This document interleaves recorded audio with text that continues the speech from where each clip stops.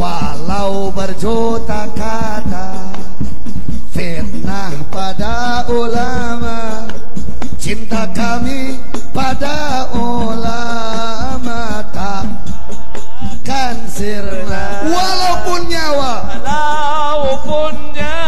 yang jadi taruhannya, cinta pada ulama takkan sirna. Walaupun kami semua sampai hilang nyawa. Bismillahirrahmanirrahim. Alhamdulillah ala ni'matil Islam wal iman wa kafa biha min ni'mah. Allahumma salli wa sallim ala sayyidina Muhammad al-Fatihi lima ughliqa wal khatimi lima sabaq nasiril haqq bil haqq wal hadi ila siratal mustaqim wa ala alihi wa sahbihi haqqa qadrihi wa miqdarihi al-azim ya fattahu ya alim. Amma ba'd. Ahibba al-kiram, saudara-saudariku muslimin dimanapun anda berada, alhamdulillah saat ini kita berada di bulan suci Ramadan, bulan yang datang dengan rahmat, bulan yang datang penuh ampunan, bulan yang mana Allah Subhanahu wa ta'ala menjanjikan untuk hamba-hambanya al-'itiq minan nar, pembebasan dari api neraka bagi hamba-hambanya yang mendapatkan rahmat Allah Subhanahu wa ta'ala. Karenanya salah satu kewajiban yang tidak asing lagi bagi kita di bulan ini adalah kewajiban as-shaum atau berpuasa, yang merupakan salah satu rukun iman. Kita tidak bisa beribadah kecuali dengan ilmu.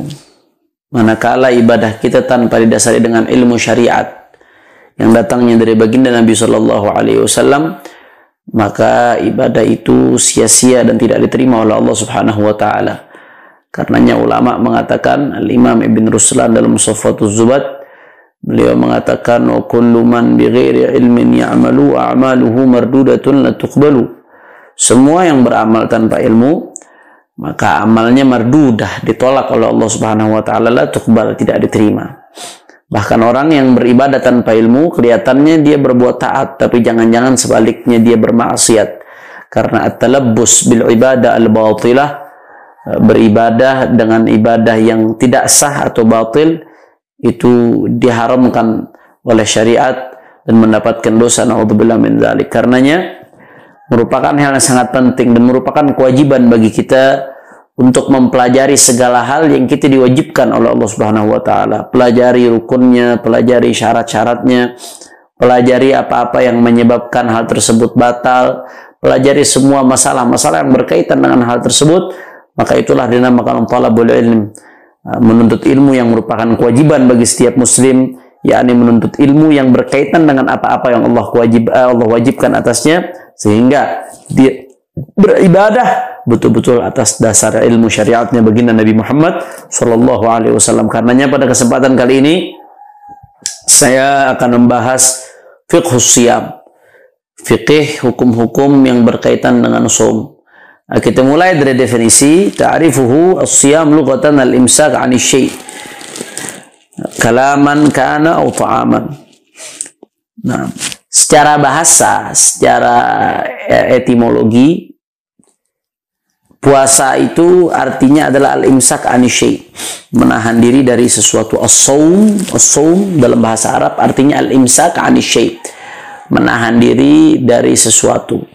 Baik sesuatu tersebut berupa menahan diri dari makan, minum, atau kalam, berbicara. Seseorang yang menahan diri tidak mau berbicara, itu disebut dalam bahasa Arab as-siyam, al-imsak 'ani syai' mahma kan.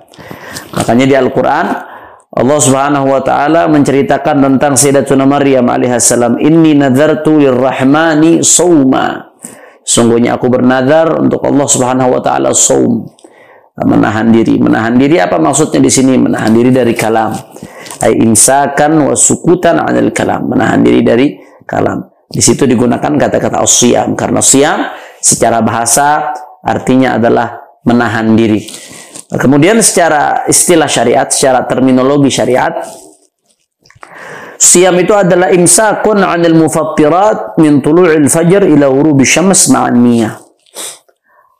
Imsakun, menahan diri, 'anil mufattirat, dari hal-hal yang membatalkan puasa tersebut. Dari kapan sampai kapan? Min tulu'il fajr ila ghurubi syams ma'an niyah. Dari semenjak terbitnya matahari sampai terbenamnya matahari ma'an niyah, disertakan dengan niat berpuasa. Nah, itu adalah definisi dari puasa secara syariat. Sehingga kalau disebutkan saum dalam konteks berbicara syariat, dalam bahasa usul fikihnya haqiqah syar'iyyah. Kalau sudah konteksnya bicara tentang syariat, maka ketika disebut saum, maka yang dimaksud saum di sini bukan makna secara bahasa menahan diri dari segala sesuatu apapun itu.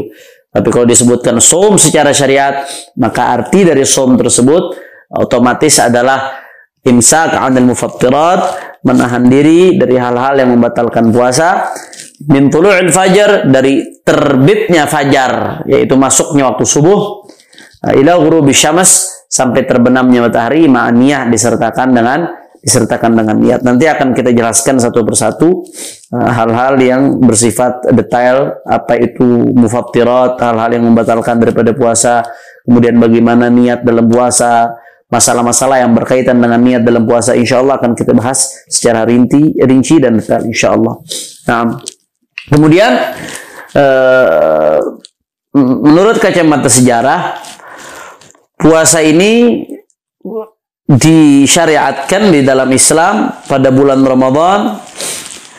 Maksudnya puasa bulan Ramadan disyariatkan fi Sya'ban min as-sanah tsaniyah lil hijrah, di bulan Sya'ban tahun kedua dari hijrah.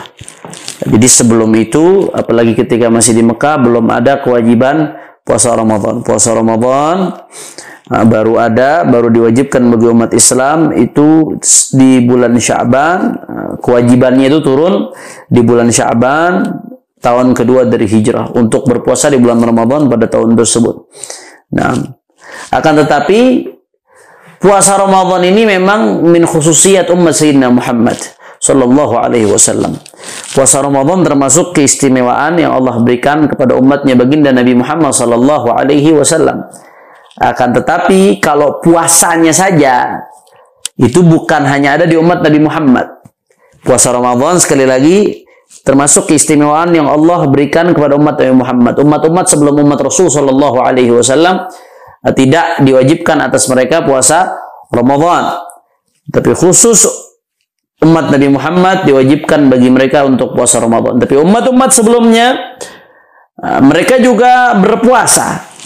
Puasa itu bukan baru dikenal di umat Nabi, puasa secara umum, bukan puasa Ramadan. Dari umat-umat sebelumnya sudah ada. Ma'ruf 'inda al-umam as-sabiqah wa 'inda ahli kitab. Karenanya Allah Subhanahu wa taala berfirman dalam Al-Qur'an, "Ya ayyuhalladzina amanu kutiba 'alaikumus shiyam kama kutiba 'alal ladzina min qablikum la'allakum tattaqun."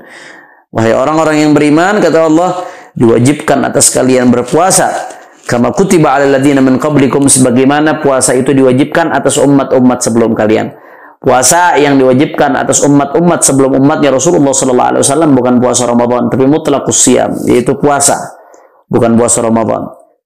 Syariat puasanya sudah ada, tapi khusus Ramadannya, puasa Ramadan itu adalah min khususiyati umat baginda Nabi besar Muhammad sallallahu alaihi wasallam, dan ini merupakan anugerah Allah untuk umatnya baginda Nabi. Karenanya Allah Subhanahu wa taala berfirman dalam Al-Qur'an, "Syahrul Ramadan alladzi unzila fihi al-Qur'an hudan lin-nas bayyinatin minal huda wal furqan faman syahida minkum asy-syahra falyasumhu." Barang siapa yang menyaksikan masuknya bulan Ramadan maka falyasumhu, maka dia wajib untuk berpuasa. Falyasumhu itu merupakan fi'il mudhari yang kemasukan lamul amr, falyasumhu, maka hendaknya dia berpuasa. Amr, perintah, di dalam ilmu usul fiqh dijelaskan, maka mengandung arti wajib selama tidak ada qarinah sharifah an ma'nal wujub, selama tidak ada indikator qarinah lain yang mengalihkan dia dari makna wajib kepada makna lainnya. Nah, maka di sini falyasumhu, firman Allah taala, hendaknya dia berpuasa. Muslim yang menyaksikan masuknya Ramadan hendaknya dia berpuasa. Maka perintah ini menjadi wajib karena al-asl fil amr annahu lil wujub. Dan tidak ada qarina di sini yang mengalihkan kepada makna lain. Bahkan banyak dalil-dalil yang menguatkan ijma setelah ada Al-Quran dan Sunnah, ijma ulama muslimin dari zaman sahabat, kemudian zaman tabi'in, terus sampai saat ini ijma ulama muslimin bahwasanya puasa Ramadan merupakan sebuah kewajiban dan merupakan salah satu daripada rukun Islam. Makanya Rasulullah SAW bersabda, bunyal Islam ala khams, syahadati an la ilaha illallah wa anna Muhammad Rasulullah wa iqamus salat wa ita'iz zakah wal hajj wa sawmi Ramadan. Rawahul Bukhari wa Muslim wa ghairuhuma. Kata Nabi SAW, Islam ini dibangun di atas 5 hal. Maksudnya pondasi daripada Islam, rukun daripada Islam, tiang-tiang daripada Islam. Apa saja 5 hal tersebut? Syahadati an la ilaha illallah, bersyahadat bahwasanya tiada Tuhan selain Allah dan Nabi Muhammad SAW utusan Allah. Kemudian iqamus salam, menjadikan salat, ita'iz zakah, membayar zakat, wa shaumi wal hajj wa shaumi Ramadan, menunaikan ibadah haji, dan yang terakhir adalah shaumi Ramadan menurut riwayat hadis yang ini, shaumi Ramadan. Naam.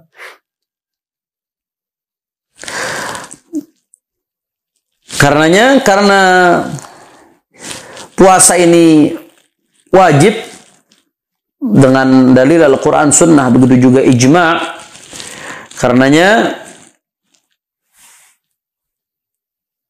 puasa Ramadan adalah sesuatu yang ma'lum min ad-din bid-darurah, sesuatu yang sudah diketahui dalam agama, baik orang alim atau orang awam semuanya tahu bahwasanya puasa Ramadan itu wajib.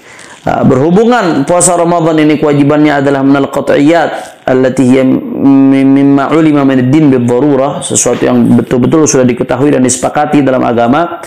Kalau ada orang yang mengingkari kewajiban puasa Ramadan, tahu-tahu orang datang ngaku muslim tapi mengatakan puasa Ramadan itu nggak wajib, walaupun dia mendatangkan 1000 alasan, walaupun dia mendatangkan 1000 dalil. Kalau ada orang yang mengingkari kewajiban puasa Ramadan, maka na'udzubillah min dalik, hukumnya adalah kafir, keluar dari Islam. Maka bagaimana? Maka dia diperlakukan seperti orang yang murtad. Orang murtad itu hukumnya bagaimana? Yang pertama yustatab, dimintakan taubat. Kalau dimintakan taubat nggak mau juga, kalau mau alhamdulillah suruh syahadat lagi. Tapi kalau dia tidak mau, maka secara hukum Islam di dalam pemerintahan Islam qutila haddan, hukumnya dia dibunuh, hadnya orang yang murtad, sebagai hukuman daripada orang yang murtad. Nah, akan tetapi kalau dia meninggalkan puasa Ramadan bukan karena dia mengingkari kewajibannya, dia yakin puasa Ramadan itu wajib, cuman kenapa dia nggak puasa? Karena malas, atau karena nggak mau nahan haus dan lapar, atau karena dia ngelanggar aturan. Dia sadar, saya ini ngelanggar aturan, puasa Ramadan ini wajib, saya nggak puasa tanpa udzur ini, saya ngelanggar aturan, bukan karena saya nggak ngakuin kewajibannya. Maka yang seperti itu bagaimana? Nah, orang yang seperti itu dihukumi sebagai fasik. Dia nggak sampai kafir, nggak murtad, tapi fasik.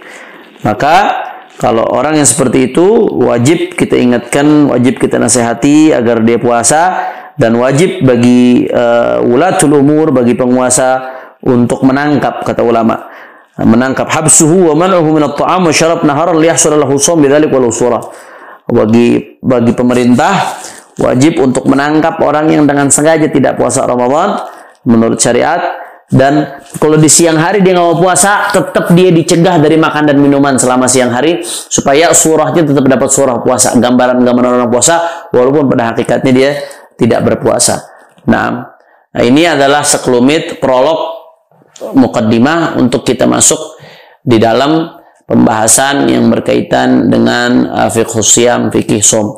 Sebetulnya masih banyak, ada hikmah-hikmah daripada puasa Ramadan, tapi saya tidak ingin bahas di sini terlalu panjang lebar. Bagi mereka yang ingin mendengar rahasia-rahasia di balik puasa dan hikmah-hikmah di balik puasa, maka Anda bisa lihat kajian Al-Faqir membahas kitab Ihya Ulumuddin karya Al-Imam Hujjatul Islam Abi Hamid Muhammad bin Muhammad Al-Ghazali di Front TV yang ditayangkan setiap hari di bulan Ramadan, setiap sore sampai akhir Ramadan insyaallah. Di situ secara panjang lebar kami membahas hikmah dan asrar, rahasia-rahasia daripada diwajibkannya puasa Ramadan secara khusus dan disyariatkannya puasa secara umum. Nah, itu yang bisa saya sampaikan terkait prolog untuk kita masuk ke fiqhus siyam. Kemudian kita masuk ke pembahasan yang pertama. Langsung saja kita ke inti-intinya yang ingin kita bahas. Yang pertama, syurut wujubus shaum, syarat wajibnya berpuasa. Puasa itu wajib untuk siapa sih? Nah, nggak semua orang wajib puasa. Orang-orang tertentu saja yang diwajibkan oleh syariat untuk berpuasa. Siapa saja yang diwajibkan puasa? Syurut wujubus shaum, syarat-syarat wajibnya puasa. Barang siapa yang terkumpul syarat-syarat ini, maka wajib bagi dia puasa. Barang siapa yang tidak terkumpul syarat-syarat ini pada dirinya, maka dia bukan termasuk orang yang diwajibkan untuk berpuasa. Yang pertama, syarat yang pertama adalah Islam. Puasa Ramadan diwajibkan untuk orang Islam. Nah, bahkan dia salah satu rukun daripada rukunnya Islam. Rubuhlah bangunan keislaman seseorang kalau dia meninggalkan puasa Ramadan. Rukun itu ibarat tiang-tiang dari sebuah bangunan. Bangunan kalau tiang-tiangnya dirubuhkan, apa yang terjadi? Bangunannya akan rubuh. Puasa Ramadan kalau ditinggalkan oleh seseorang, hancurlah agamanya. Dia meninggalkan rukun Islam. Bahkan kalau dia mengingkari kewajibannya, tadi dikatakan kafir, murtad, keluar dari Islam. Na'udzubillah min dzalik. Nah, maka tidak wajib puasa Ramadan atas orang kafir. Orang kafir, baik kafir zimmi, kafir muahad, atau kafir harbi, tidak wajib bagi dia untuk puasa Ramadan. Bahkan ketika dia masuk Islam, dia tidak wajib untuk mengqadha puasa Ramadan yang pernah dia tinggalkan selama dia kafir. Ya, tidak ada kewajiban untuk itu. Beda halnya dengan murtad. Orang kalau awalnya muslim, kemudian tahu-tahu murtad, kemudian masuk Islam lagi. Nah, puasa Ramadan yang dia tinggalkan selama masa dia murtad, ketika dia masuk Islam lagi, wajib untuk dia qadha hukumnya. Kenapa taghlidzan? Syariat memberatkan. Kenapa Allah udah kasih dia nikmat Islam kok murtad keluar dari Islam? Sekarang baru balik lagi, taghlidzan, diberatkan. Apa yang kau tinggalkan selama masa murtad, wajib bagimu untuk qadha lagi setelah dia masuk Islam. Nah, jadi syarat yang pertama yang wajib untuk puasa Ramadan, syaratnya adalah muslim. Orang non-muslim tidak wajib puasa Ramadan. Nah, tetapi kalau kita belajar usul fiqh, dibahas al-kuffar mukhatabun bi furu'i syariah. Orang-orang di luar Islam, orang kafir, itu tetap mukhatabun bi furu'i syariah menurut pendapat yang paling kuat. Maksudnya apa? Mukhatabun bi furu'i syariah. Khitab, perintah dari Allah untuk semua, mencakup semua manusia sebetulnya. Hanya saja di dunia yang dituntut untuk melakukan puasa adalah muslim. Tapi nanti di akhirat, orang-orang kafir selain disiksa di neraka karena kekafirannya, mereka juga disiksa karena kewajiban-kewajiban yang mesti dilakukan yang mereka tinggalkan. Makanya di Al-Quran, Allah Subhanahu wa Ta'ala menggambarkan, "Wa ma salakukum fi saqar? Qalu lam nakum minal musallin." Ditanya ada sekelompok orang kafir yang masuk neraka Sakor namanya. Neraka Sakor itu salah satu tingkatan di neraka. Mereka yang jawab apa? Lam nakum minal musallin. Yang bikin kami masuk neraka ini karena kami nggak sholat. Masuk neraka Sakor. Mereka nggak jawab karena kami kafir tidak masuk Islam. Bukan. Memang kekafiran itu menyebabkan seorang masuk Islam. Tapi secara spesifik dia disiksa di neraka Sakor. Bukan karena tidak Islamnya dia penyebabnya. Tapi karena sholat yang dia tinggalkan. Artinya apa? Meskipun dia kafir, secara hukum di dunia dia tidak wajib untuk melakukan sholat, bahkan tidak sah kalau dia sholat. Tapi di akhirat nanti dia tetap kena siksaan, kena konsekuensi dari sholat yang dia tinggalkan. Makanya dalam usul fikih ada bahasan al-kuffar mukhatabuna bi furu'i syariah. Nah, itu yang pertama. Jadi syarat wajib puasa yang pertama adalah al-Islam. Kemudian syarat yang kedua, at-taklif. Nah, at-taklif. Apa artinya taklif? Maksudnya taklif di sini an yakunal muslim balighan aqilan. Baligh dan berakal. Beda halnya orang yang belum baligh. Orang yang belum baligh itu disebut ghair mukallaf.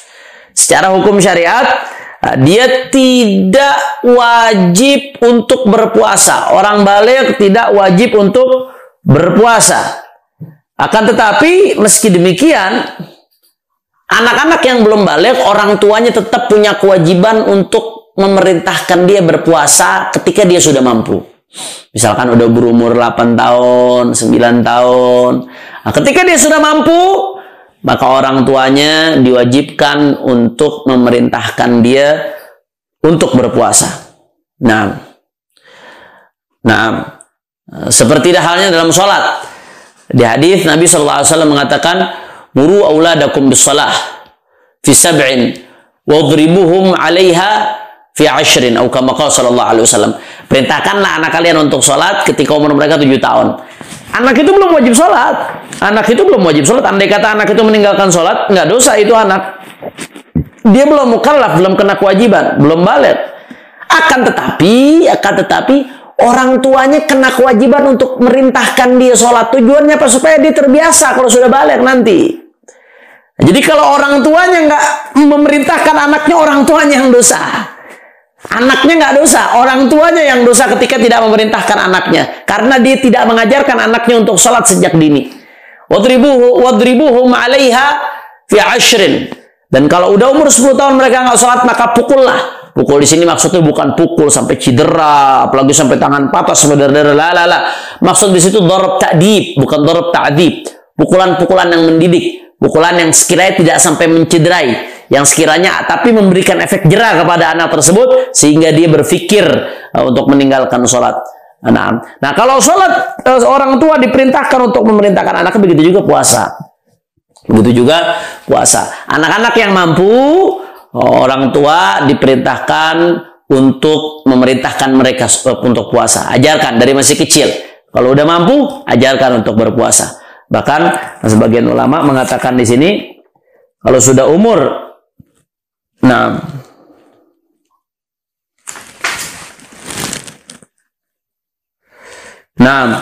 perintahkan untuk mereka berpuasa. Makanya menarik di Indonesia, salah satu kebiasaan yang diajarkan oleh orang-orang tua, ada istilah puasa setengah hari buat anak kecil. Biasanya anak umur 6 tahun, 7 tahun. Puasa setengah hari itu nggak sah. Tapi kalau untuk mendidik bagus. Kiranya anak yang belum kuat untuk puasa sehari, ya belajar setengah hari dulu tahun ini, tahun depan nanti puasa sehari. Dalam konteks mendidik bagus-bagus saja. Boleh-boleh saja walaupun puasanya tidak dianggap sah. Nah, salah satu syarat wajibnya puasa adalah harus balik, taklif, akil, balik, orang yang balik. Orang yang belum balik, maka dia tidak kena kewajiban puasa. Tapi tadi catatan yang saya berikan, orang tua tetap punya kewajiban untuk memerintahkan anaknya agar berpuasa. Kemudian yang kedua, akil tadi, akil balik. Mukallaf itu artinya akil balik. Yang kedua, akil, berakal. Maka orang yang gila nggak wajib berpuasa. Kalau udah sadar dari gilanya bagaimana? Nggak wajib dia qadha, karena dia tidak kena kewajiban untuk berpuasa.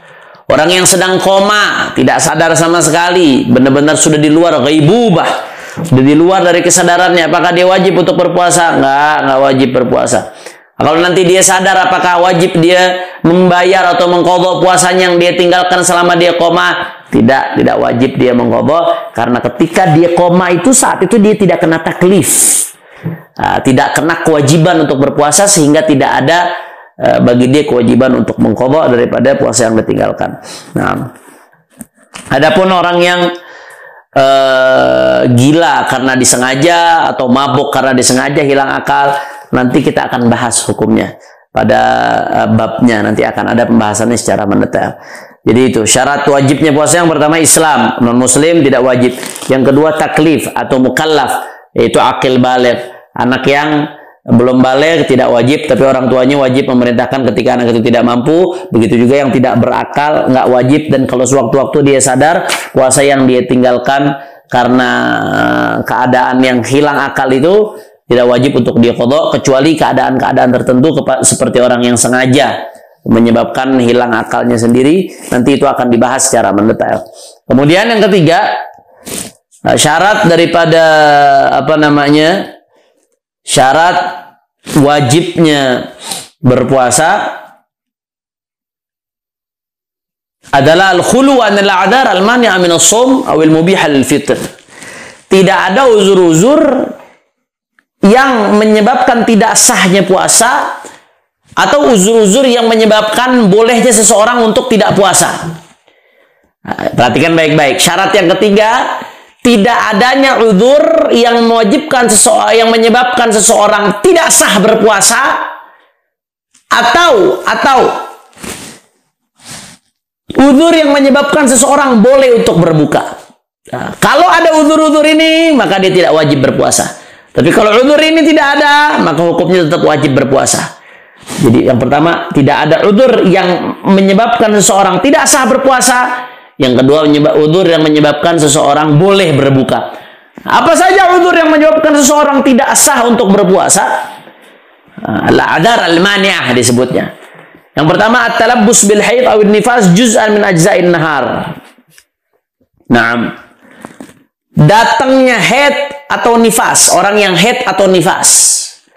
Orang yang haid atau nifas di masa puasa. Mulai terbitnya fajar shadiq, masuknya waktu subuh sampai terbenam matahari, baik cuma sebentar nifasnya itu.